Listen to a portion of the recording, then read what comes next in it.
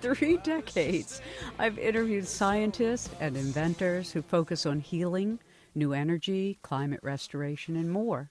For the past 40 years, technologies have improved, understanding deepened, and today we have an opportunity for healing that is in itself a technological intervention using microcurrent instruments approved under the general class of transcutaneous electrical nerve stimulators, or more commonly called TENS, or TENS units.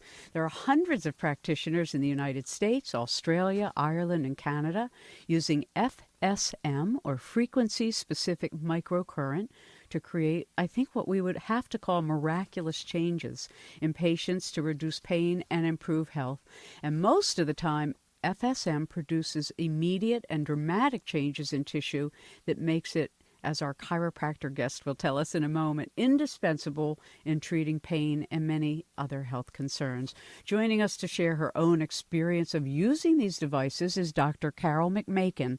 Carol is a chiropractor recommended to us by Dr. Tom Vallone of Integrity Research Institute. I said to him, well, who's using these in the field and what can they tell us about it? And he said, call Dr. McMakin. And so we have. Thank you for joining us, Dr. McMakin. Thank you so much for having me. It's a pleasure to talk to you. Why don't we start with first chiropractic? That's not a calling for everybody. Why did you decide to become a chiropractor? Well, I have always wanted to be a doctor from the time I was a child, and didn't get to medical school following college for various reasons. And I got married and had 2 little kids and still wanted to be a doctor. And my husband was going to go to chiropractic college, and I was going to be the doctor's wife. And a friend of mine pointed out to me that was really stupid because I always wanted to be a doctor. And I said, well, yeah, but I have a 3-year-old and a 7-year-old. How am I going to go to school? And she said, I don't know, but it's stupid if you don't. And 2 days later, the minister at church gave a sermon on vocations.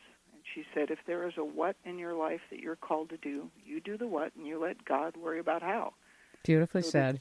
This door that I had closed on myself 10 years before slammed open, and I went to chiropractic college. I did 2 years of pre-med starting when I was 40, and I went to chiropractic college at the age of 42, graduated at 45, and the story of that journey is in my new book called The Resonance Effect, and it's in more detail. But has your book come out? Pardon? Has your book already been released? It is. It's on Amazon, but the release date is April 24th. So good. So we'll have you back again, and we'll be able to talk about your book, The Resonance Effect, but we can touch on some of it. Yay. So anyway, in Oregon, chiropractors have a very broad scope of practice. I'm basically a general practitioner that doesn't prescribe drugs. Mm-hmm. So that's how I got into chiropractic, and I'm more of a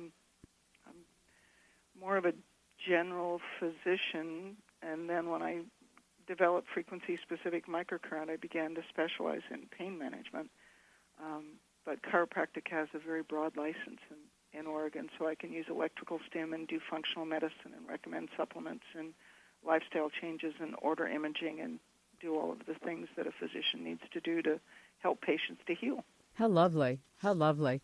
You know, over the years, I first got introduced to using frequency for healing, I guess, back in the 60s. And it was very experimental, very theoretic. People have always talked about resonance, that everything is a frequency and all of life has its own frequency. And particularly frequency-specific microcurrent recognizes this as a very scientific field. So let's start with frequency-specific microcurrent. That's a little different than the TENS units most people are familiar with in the sense of the way in which you can calibrate. Right. Well, and the current. TENS devices deliver milliamperage current, so thousands of an amp, and it causes muscle contraction and a lot of stimulation, and the TENS unit is put above the level of the pain, so it basically puts signals into the spinal cord to block pain messages from getting up the spinal cord. When they introduced microcurrent in the 1970s, the FDA needed a category to put it in so that it would be basically a pre-existing device sort of on the coattails of TENS devices. And that made it easier for the developers of microcurrent to get it approved by the FDA. Microcurrent, while it is approved in the category of TENS, is not even close. Mm-hmm. It is 1,000 times less current than TENS. You can't feel it. It's subsensory. The first scientific data that was produced about the current by itself is that it increases energy production, or ATP production, the chemical energy that your body produces and uses for everything. Microcurrent up to 500 microamps increases ATP production by 500%. Wow. In rat skin, and then that study was reproduced in 2001 and 2002 in tissue culture and in live culture. So the increase in energy is due to the current. The frequency-specific part of microcurrent is something I introduced in 1995 and first taught it in 1997 to find out if it was reproducible. So let's start there. As the sort of discoverer, inventor of how to make use of frequency-specific microcurrent, because, you know, the philosophy of it, that you can have currents that are for specific diseases or specific ailments, is how the Radiesthetic Society used to practice radionics. And I won't talk about that in depth right now, but it interests me because radionics believed, though it wasn't really any equipment as much as a pattern through which the operator's consciousness operated, they dowsed frequency numbers for like blights in trees, and then they would take a specimen of the tree and put it in a vial and dial the number of the disease, the number of the tree, and then a third point between them, a midline basically, or a midpoint, would be the treatment frequency. I don't think that's what you're doing, but I thought it interesting when I first heard about, oh, wow, well, that's what they were doing at sort of a non-local consciousness way, but you're doing it with technology. Yes, and what's interesting about the common ground between radionics and frequency-specific microcurrent is the frequencies. Back in the early 1900s, before 1934, and I'm sure you're aware of this history, there were thousands of physicians in the United States using frequencies and electromagnetic therapies, radionics, to treat patients with big old clunky machines that had that plugged into DC wall current and had copper electrodes that patients would hold on to.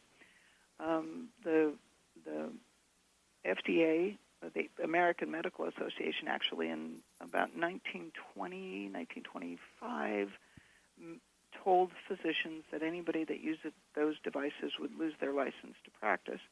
By 1934, they got serious about it, and the machines basically were put in the back rooms of offices and covered up with sheets and put in the Quack Museum in Chicago.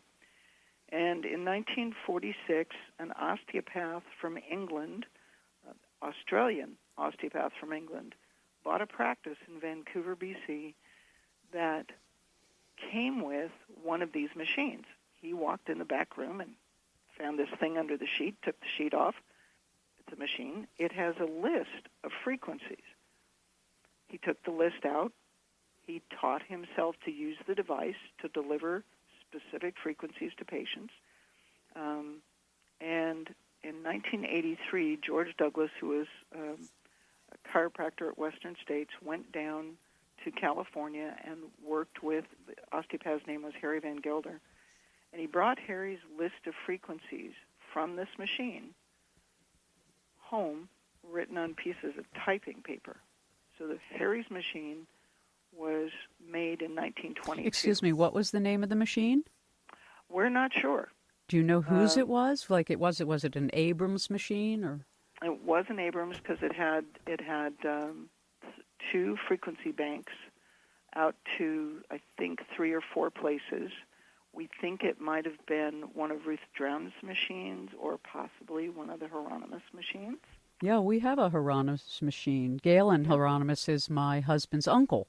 There you go. Yeah, fascinating. So we don't actually know where the list came from, and that's the one gap in our series, in our history. Yeah. The machine was made in 22. The list was from 22. Harry found it in 46. George Douglas went down and worked with Harry for 3 months, brought the list back in 1983, stuck it in a drawer, and in 1992, so we go from 1922, 70 years later, this two-channel precision microcurrent came out that was able to apply two frequencies at one time, and when we found that when we put them on the patient so that the two frequencies crossed and mixed in the patient's body in the middle, that the frequencies had very specific effects. So they were used like radionic frequencies. So the frequency for a condition was meant to neutralize the condition for which it was described, and the frequency for the tissue was to address the tissue that was described. So if you wanted to reduce inflammation, the frequency for that on the list was 40 hertz. And if you wanted to address a tissue like joint capsule or the cartilage, joint capsule was listed as 480 hertz, and the cartilage was 157 hertz. And all of this is in the book, the textbook that I wrote about 5 years ago called Frequency Specific Microcurrent in Pain Management, and it's a medical textbook. And so when we started using the frequencies as if the description was correct, we found out that the frequencies did exactly, but only what they're listed to do. So I taught it. We were treating mostly myofascial pain in 1996, and in 1997, I decided I had to teach it to find out if it was reproducible. It's like, is this a placebo effect? Is it because the walls in the clinic are pink and I'm a nice guy, or patients like me? Is this real? So I taught it January of 1997. So we are at our 20-year anniversary this year. Congratulations. Thank you very much. And we have about 3,000 practitioners around the world in the U.S., Australia, Ireland, England, the Netherlands, Germany, Brazil, Australia, New Zealand, pretty much all over the world at this point. I just did a seminar in Kuwait last year. Anyway, and what machine though is everybody using? Well, there are a group of machines out there. We started with an analog microcurrent, two-channel microcurrent machine called the Precision Micro. That company stopped making those machines in 2011. The machines that I use in the seminars are made, distributed by Precision Distributing. They have to have two channels. I have one that's a manual device called the Precision Care. That is, you have to set the frequencies and sit there and change them as you go along and observe what effects they have. But there are some of the protocols that are very standardized. So the protocol for liver inflammation runs about 38 minutes, and it's standardized. You don't have to be there. I've been using it for 20 years. We developed it in, between 1996 and 2002 when the first version of that device came out. So we're going to take a break, and then we'll come back and talk specifically about, when I listen to you talking about 20 years of doing this work, and that now there's protocols, and it's so precise and specific, whether it's for a tumor or a herpes or whatever it is, because I was reading some of the literature, it is specific to that illness, as was the whole premise behind radionics. And the thing that crosses my mind is, why isn't this in every, pain management clinic? Why isn't this when you go to see somebody because they have a broken leg, or you have injury to your muscle? It would help so many people recover so much faster and without so much suffering. We're working on it. Amen to that. We'll be right back. Our guest is Dr. Carolyn McMakin. Again, you can go to frequencyspecific.com. That's www.frequencyspecific.com, and we'll be right back. Hello, this is Christopher Vasey. I'm a naturopath and author of different books on naturopathy, among others, The Natural Remedies for Inflammation, and also the acid-alkaline diet for optimum health. The coming book is The Spiritual Mystery of Blood. You can find more information about my books on my website, which is Christopher Vasey, VASEY.ch. You are listening to the 21st Century Radio with Dr. Zohara Hieronimus. If you've just joined us, Dr. Carolyn McMakin, a chiropractor who is an expert and educator on frequency-specific microcurrent in pain management. And you can learn more at her website, www.frequencyspecific.com. So, Dr. McMakin, when you started using these currents and found that they work, how did it change your own perspective about healing, or was it something you had already been in search of? It was a completely new concept. It was familiar to George Douglas because he had worked with Harry Van Gelder, and Van Gelder had been using this old machine since 1946. It was a new concept to me, but when you apply a frequency and you feel the tissue change like literally in seconds, you can get rid of nerve pain, for example, by applying only the frequency to reduce inflammation in the nerve. And nerve pain that's been there for 7 years, 6 years, 12 years, just melts, just disappears in 20 to 30 minutes. And it's only that frequency combination that does that. It completely changed my idea of what is possible, and ultimately completely changed my appreciation for how the body works. You mentioned before we went to break, you mentioned the frequency for herpes. Well, there actually turns out to be a frequency for shingles and oral and genital herpes. And that frequency alone eliminates the pain from shingles within an hour. So the pain starts to go down in 20 minutes. You run the frequency, it's a two-channel combination.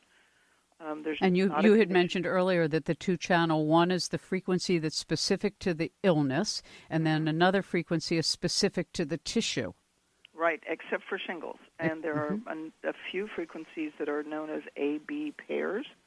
So the frequency for shingles, as you see in the textbook, will be 230 hertz on channel A and 430 hertz on channel B. That's an A-B pair. It's not a tissue and condition. And the shingles, we have a published paper on shingles that you can find on the website. The pain is gone in 1 to 2 hours, and the blisters start drying up the next day, and the pain doesn't come back. The frequency to reduce inflammation, in 2003, we had animal research done at the University of Sydney in Australia, and it's a mouse model. They paint chemical on the mouse's ears that makes the ear swell, and then they measure the swelling, and then they do different things to the mice, like give them, Advil, or give them injectable or an oral medication to reduce the inflammation. Well, in that animal model, they used the frequency to reduce inflammation, 40 hertz on channel A, and 116 hertz on channel B. And that frequency combination alone reduced inflammation in the swelling in the mouse's ears by 62% in 4 minutes. It's a time-dependent response. So half of the effect is present at 2 minutes. The full effect is present at 4 minutes. And they tested 3 other frequency combinations. No other frequency had an effect to reduce inflammation. It was very specific, and it was time-dependent. Then in 2000, we had research done at in collaboration with a colleague or a friend at NIH, because I'd lectured at NIH in 2000. And Terry Phillips did blood spot analysis on fibromyalgia patients. You run the frequency to reduce inflammation in the spinal cord, and clinically that is the only frequency combination that works. And there are these peptides that are present when and participate in creating inflammation in the body. And Terry, NIH, measured those peptides going down at logarithmic rates by factors of 10 and 20 times in 90 minutes. Unbelievable. And it is unheard of in medicine. I mean, when I think, just for a moment, the first thought that I had was all these poor children that go through leg surgeries for lengthening, children whose bones don't grow long enough or properly, and they go through so many surgeries and such pain these poor little dear ones endure, when this could help so much, at least while they're going through the surgery and the recovery, and they wouldn't have to suffer. Yeah, we actually have a group of physical medicine and rehab physicians and physical therapists and occupational therapists at Cleveland Clinic Pediatric Rehab Hospital. I just came back from there. I teach a class there in January. I must have read your mind. That must be why it came to mind. Imagine you mentioning kids, but we've treated children postoperatively, and there's no other way to relieve that kind of pain that quickly. There are we've treated neurologic conditions. We've treated nerve traction injuries in infants who can't use an arm because the nerve has been stretched during birth and the muscles don't work. And it fixed this patient in, basically 2 one-hour treatments. There are cerebral palsy. There's a degree of spasticity that's created because you lose the signals from the brain that come down the spinal cord to make the legs or the body not spasm. There are signals that come down that say don't spasm. When you interrupt those signals, the muscles get tight and spastic. Well, there's more or less by trial and error. There's a frequency combination to increase secretions, and there's a frequency combination for the spinal cord. And much to my surprise, it worked in a 22-year-old patient who had cerebral palsy since birth. Isn't that beautiful? I think about the VA. All of our men and women who come back so injured and so wounded and suffer so horribly, to think that there is a way to treat people for recovery that you don't have to keep coming back. Explain to us how it is actually administered. What's the machine like? I mean, I recently tried a micro-specific. It wasn't micro-specific, I don't think. It was just a microcurrent thing. I think it's called the Beamer. And it was a pad, and that's made in Germany, and it's gotten a lot of traction, and now they're sewing this technology of microcurrents into the NASA astronaut suits. That's the plan, hoping that it will, help them so that you don't have such degeneration of the tissue and the organs, etc. But how is your particular machine used, and what's it look like? I mean, how does a patient interact with it? There's, by the way, before we go on to the machines, when you talked about the VA, the place where we fit with the VA that I'm still trying to get some research on, there's 2 areas. One is diabetic neuropathies and diabetic wound healing. Yeah. The other is PTSD. The frequencies change cell signaling, and they change the way the brain works. We've been using the PTSD protocol for 10 years now. One of our practitioners developed it. And does it have a particular frequency? It is a sequence of frequencies. It runs about 2 hours, and they are frequencies that help the brain to recover and help the amygdala and the midbrain to quiet down their function. Mm-hmm. Patients stop having nightmares and flashbacks within 1 to 2 treatments. How extraordinary. For 2 hours. And the whole protocol is 8 sessions, but the data that we have shows that within 4 sessions, the PTSD scores go down by 30 to 40%. It's extraordinary, and we have never had anybody that it doesn't work on. And there are no side effects aside from the fact that the brain changes so fast. It's a little bit tricky to get used to sometimes that you are no longer ruminating about your buddies that got blown up. Pretty extraordinary. So the machines, my position is FSM, Frequency Specific Microcurrent, is not about the box. It's about the effect of the frequencies. Right. But the machines we started out with graphite gloves that I wore on my hands because I was doing muscle work. We have there's one unit that's a tabletop. It's about the size of it's about 6 by 8 inches, or so it's about the size of a small casserole dish. It's about 4 or 5 inches high, and it sits on a tabletop. We have a manual unit where you put in the frequencies yourself. We have a unit called the Auto Care that at this point has 120 protocols where the device sequences from one frequency to the other. 20 years ago, when that device was developed for me by Microcurrent Technologies in Seattle, there weren't any other units on the market that would sequence from one frequency to another for a specific period of time. The timelines are pretty well established at this point. The protocol to treat concussion, for example, runs 28 minutes, and you run each frequency for 2 minutes apiece, and you're done at about the 30-minute mark.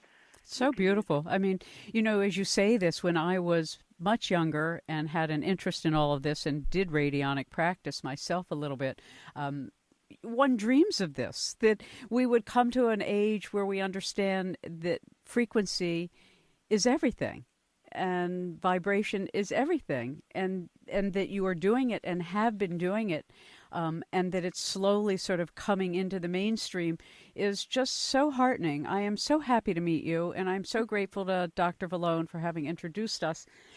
I have a question, though, about the sort of, it's becoming, I guess the right word is there's a little traction now in the general population, because as the boomers age, they're a lot more educated than other aging communities have been in the past about their bodies and and health and exercise and food and vibration. And so there's people interested in buying things like, Integrity Research Institute's Osteopad, which is sort of, I guess that's a generic kind of treatment.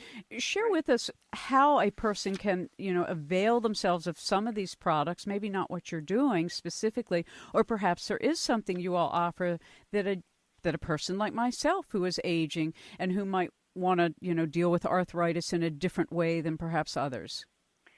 That has been the tricky part up until now, and that is that TENS devices by their nature are regulated by the FDA by prescription. So they have to be prescribed by a practitioner. That's why 20 years ago I started training people so that my practitioners can prescribe devices. There is a device, the company that distributes the products, because in order to stay clear with the FDA, the devices and the frequencies have to be kept separate. So I don't have anything to do with the company that manufactures or distributes the devices. We use one company's devices because I've used them for 20 years and I know their quality and their commitment to staying within bounds with the FDA. So precisiondistributing.com will sell to licensed physicians or to practitioners or people that check a box on the purchase cart, on the checkout cart on the website, to purchase the textbook and one of the machines. So you check a box that says I'm allowed to prescribe this unit, and even if you're only going to use it on yourself. The thing is that the frequencies are very specific. So the Beamer is an excellent example. It's a general magnetic stimulator that increases energy flow in the body and supposed to increase ATP. With FSM, the frequencies are incredibly specific, and as far as we can tell, based on the the mouse research and the human cytokine research, the frequencies change cell signaling. So when that means that and we're talking about when you say frequency, you're talking about hertz. Hertz, yes. Right. Yeah. So the people don't think hertz. we're just talking about, a random number. We're talking about a particular, cycles. Yeah, no, that's absolutely, thank you for clarifying that. So the frequencies came off this list. They're very specific, and they do exactly but only what they're described as doing. So if you have, let's say, a rotator cuff tear, or let's start with that. Your shoulder is sore.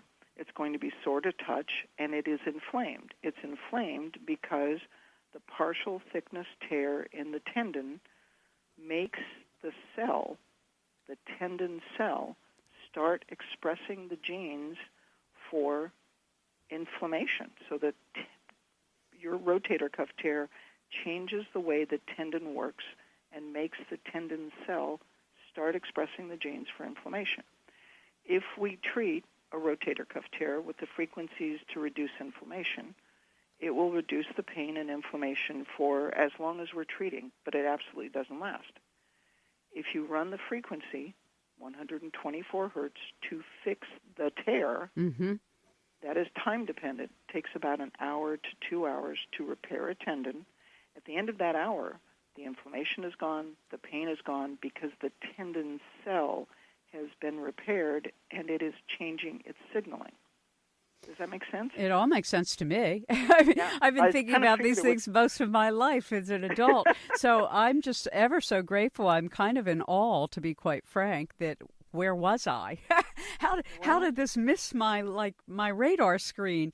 My goal was to stay below the FDA radar until we had a base of practitioners across the country. How smart.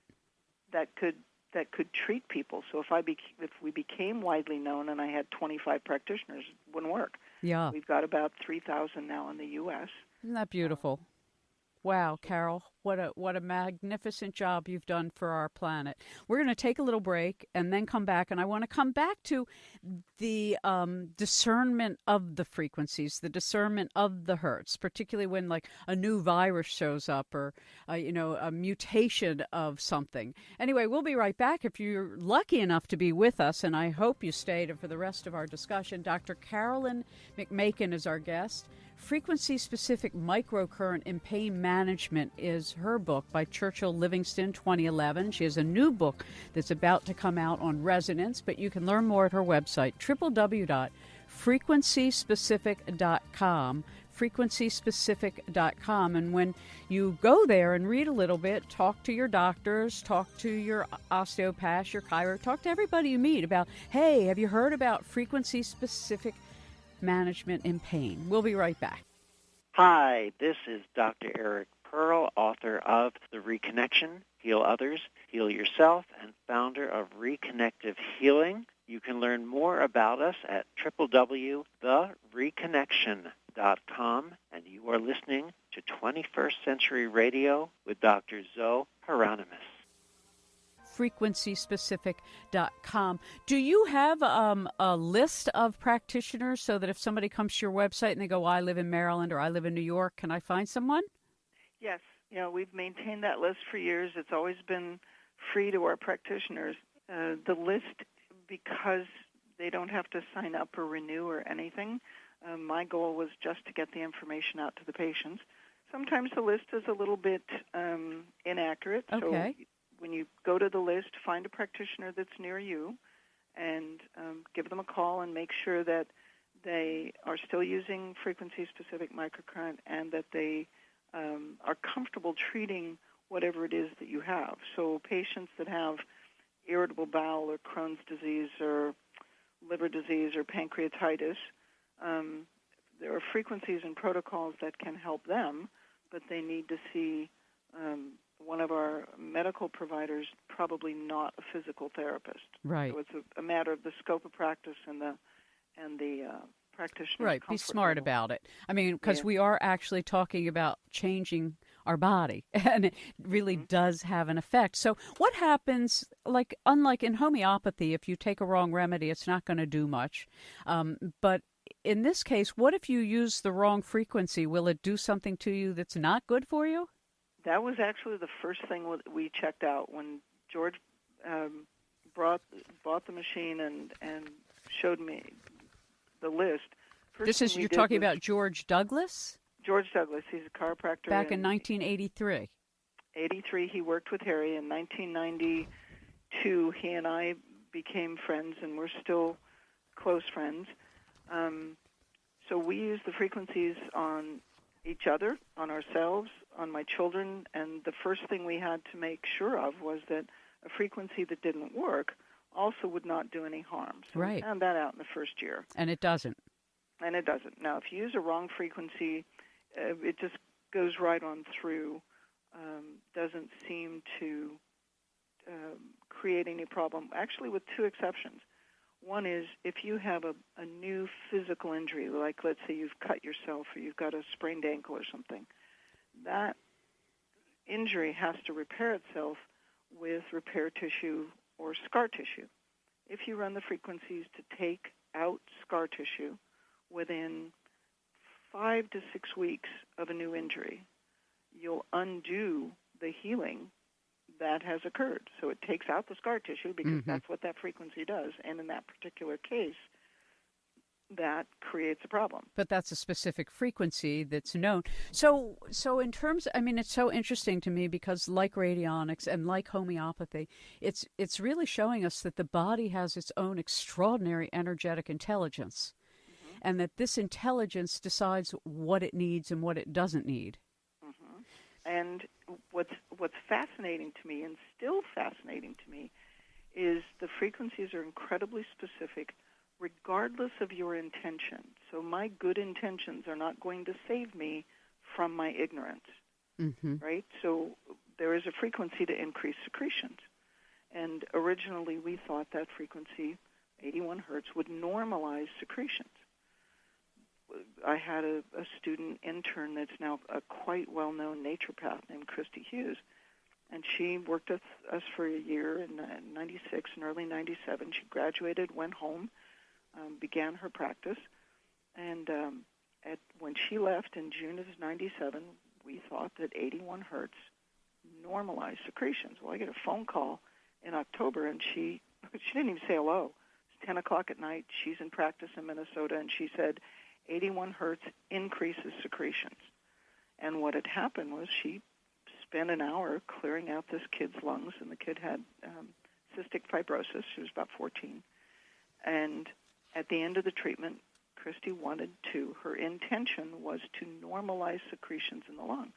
She ran 81 hertz and the frequency for the lung, and the girl's lungs filled up again in about 10 seconds. So they let her get up, go to the bathroom, drink some more water, come back. They spent an hour treating her lungs. The lungs stayed clear. They left off the frequency 81 hertz. The lungs stayed clear for about 2 weeks.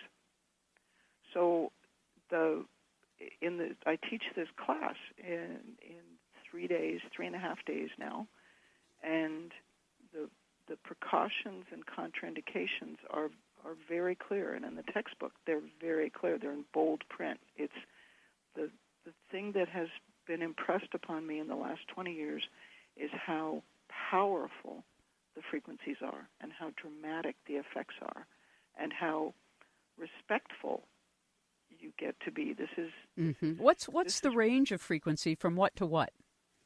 They're all under 1,000 hertz. Everything. So let's see, 9 hertz is the frequency to remove histamine or an allergy reaction. 4 hertz is the frequency for the fallopian tube. And all of these frequencies were already discerned when George Douglas found the machine? When George Douglas when Harry Van Gelder was the old osteopath, right, he bought a practice in 1946 that came with a machine that was made in 1922, and that machine came with the list. Got it. And you don't know who it is that actually divined those numbers? So the last 20 years in our organization has been spent figuring out what those frequencies do. And they are predictable, they're reproducible. Once you figure it out, well, you do this with it, and then you see what you can do in a similar condition with the same or similar frequencies. Do you see patterns in the numbers, like, diseases of the organs have a certain frequency, or diseases of soft tissue, or diseases of nerves, or is there some... And it's not disease specific. So there isn't a frequency for, let's say, the sternocleidomastoid muscle, and there isn't a frequency for hay fever. There is a frequency to remove histamine, which is... Right. What causes hay fever? Yeah. Or the result There's of it. a frequency to remove inflammation. What's that number? 40 hertz is inflammation. 9 hertz is allergy reaction. But then you have to pair it with the tissue that's causing the problem. Got it.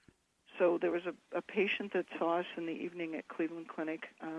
We do a kind of an in-service at the end of the day. And he had radiation burn-induced scar tissue in his neck from treatment for tonsillar cancer. Normally with head and neck radiation scarring, we treat for scarring in the esophagus. And while you're treating with the frequency for removing scarring, 13 hertz, you have to move the tissue through its range. So you have the patient swallow a spoonful of crushed ice to kind of stretch the esophagus while the frequency is softening the bonds that hold the scar tissue together. Well, it wasn't doing what it should have been. He was still catching. It didn't work as fast as it should have. And then he said, well, it catches above my epiglottis. It actually wasn't in the esophagus. It was in the pharynx. The esophagus is 26 hertz. The pharynx is 43 hertz. I have no idea why. There's no logic to it. Fascinating. And we switched to 43 hertz, had him swallow some ice. He went home, and the swallowing is much easier, and that frequency worked better than the one I expected to work, which was the esophagus. Is there a frequency for nuclear radiation? There is a frequency for radiation burns. It's 54 hertz and 10 hertz. 54 almost always works better, but we always run both because they were on the list. The frequency for the pancreas is 9 hertz. The frequency for the pancreatic islets, the part of the pancreas that makes insulin, is 91 hertz. Frequency for the liver is 35. So the lung is 17.